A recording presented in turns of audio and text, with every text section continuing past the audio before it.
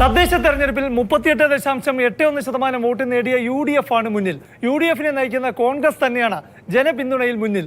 കൈപ്പത്തി ചിഹ്നത്തിലാണ് ഏറ്റവും കൂടുതൽ പേർ കേരളത്തിൽ വോട്ട് ചെയ്തത്. കേരളത്തിലാകെ കോൺഗ്രസിന് കിട്ടിയത് 29.17% വോട്ടാണ്.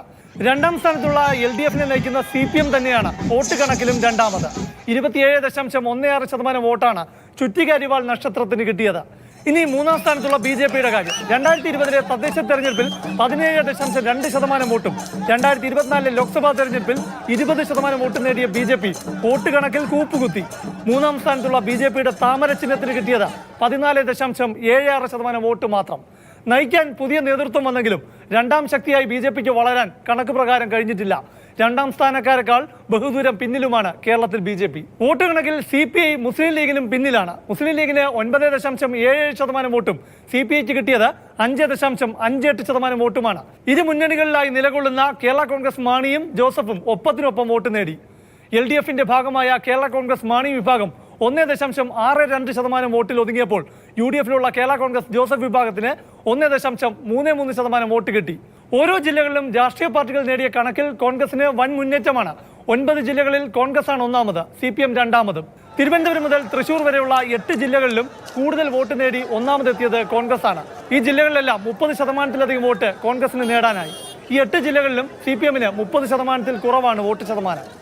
കോട്ടയത്ത് CPMന് കിട്ടിയത് 17.66% വോട്ട് മാത്രമാണ്. തിരുവനന്തപുരം നഗരസഭയിൽ BJP ഏറ്റവും വലിയ കക്ഷിയായി ഭരണം നേടിയെങ്കിലും ജില്ലയിൽ BJP മൂന്നാമതാണ്.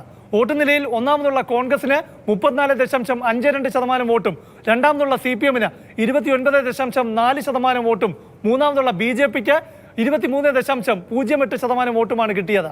പാലക്കാട് CPMന് 33.93% വോട്ട് കിട്ടിയപ്പോൾ കോൺഗ്രസ് 30%-ൽ താഴെ പോയി. കിട്ടിയത് 28.67% വോട്ട്.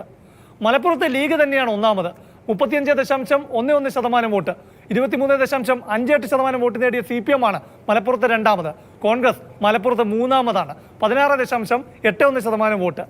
വയനാട് കോൺഗ്രസും CPMും തമ്മിലുള്ള വോട്ടന്തരം നേരിയതാണ്. ഒന്നാമതെത്തിയ കോൺഗ്രസിന് 29.03% വോട്ടും CPMന് 28.11% വോട്ടുമാണ്.